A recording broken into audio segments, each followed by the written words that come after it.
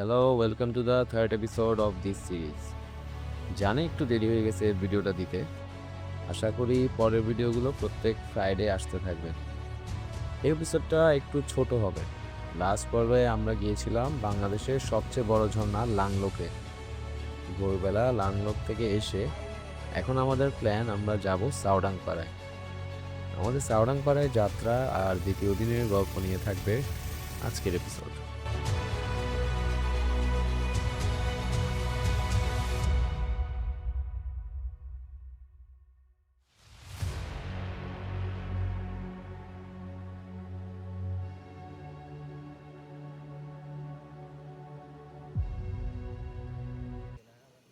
লাংলুক থেকে এসে আমরা আমাদের সকালের নাস্তা হিসেবে নুডলস রান্না করি।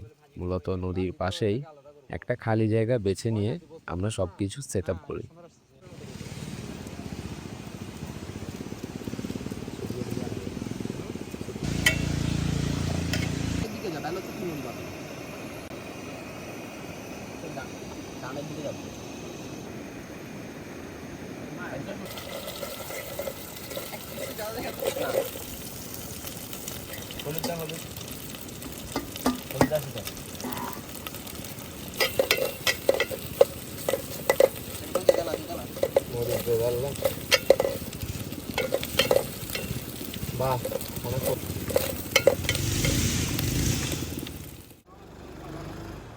খাবার শেষে আমাদের এই নদীটা পার করা লাগবে।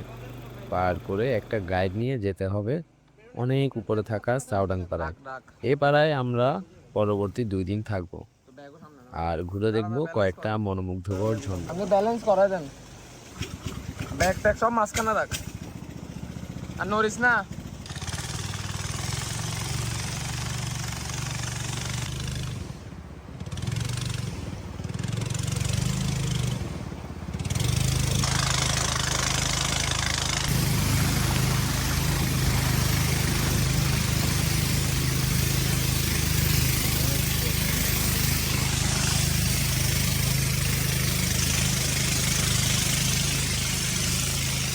নদী পার করলে একটা দোকান থাকে যেখান থেকে গাইড নিতে হয়। এরপর যাওয়া লাগবে 3 থেকে 4 ঘন্টার একটা ট্রেকিং এ।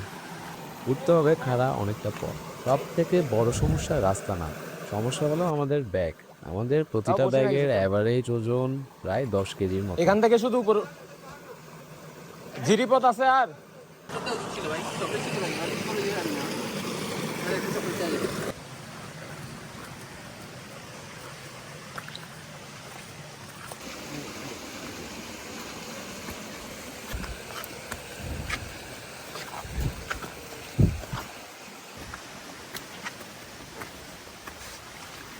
ট্রেকিংটা প্রথম 30 মিনিট রাস্তা অনেক ইজি, অনেকটা উঁচু নিচু সমতল রাস্তা, সাথে থাকে ঝিরিপথ। কিন্তু এরপর এটা টানা উপরের দিকে যাবে for the next 3 to 4 hours।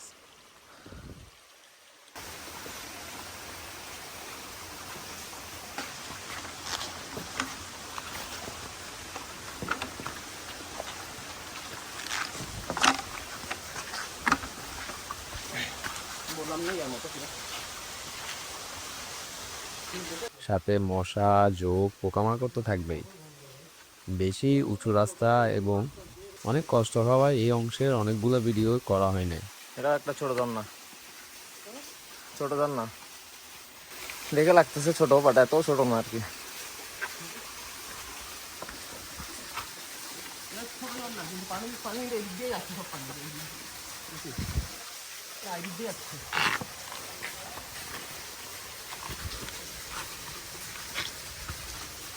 এখন পর্যন্ত সব রাস্তা নর্মাল, বাট এখান থেকে হচ্ছে যে সবগুলো হচ্ছে খাড়াই পথ। মানে যত যাচ্ছি জাস্ট এলিভেশন নিতে হবে উপরের দিকে। বাট বাকি যে রাস্তাটা অনেক সুন্দর, প্রথম দিকের যে রাস্তাটা। এভাবে কোনো মতে কষ্ট করে আমরা উঠে যাই সাউডাংপাড়ায়, আমাদের সেই কাঙ্ক্ষিত জায়গা।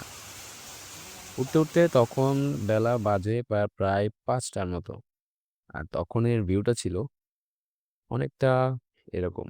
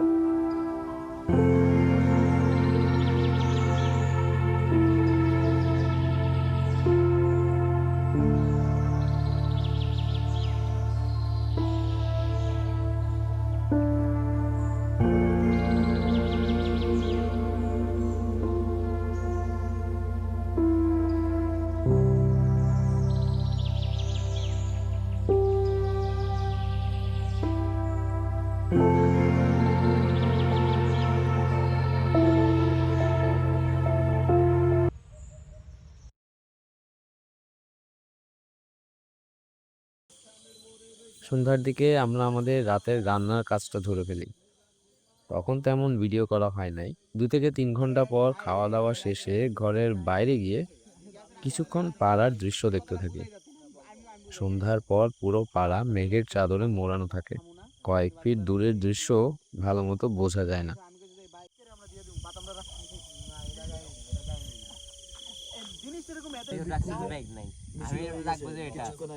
আমার সাথে রাজনীতি উনি মোটিভেশন দিবেন আমি মোটিভেশন হ্যাঁ? কি কি সালাম ঠিক से खराब ही नहीं हो पा रहा ভাই ভাই তুমি ভিজা আমার গামছাও ভিজে গেছে ভাই মানে আগে তো তাও একটু একটু ভিজা ছিল এখন পুরো ভিজা শুকাইতে দিয়ে ভিজতে দিছি একটা সময় ছিল যখন পাহাড়ে শুধু আন্তরিকতার দেখা পাওয়া যেত। সেটা ছিল কথাবার্তা কিংবা কাজকর্ম সব কিছুতে। আজ এরকম আর নেই। এখন এখানে শুধু সিন্ডিকেট আর ব্যবসা। এই টপিকে আরও অনেক কথা বলা বাকি, তবে আজকের মতো গল্প এখানে শেষ। দেখা হচ্ছে পরের পর্বে।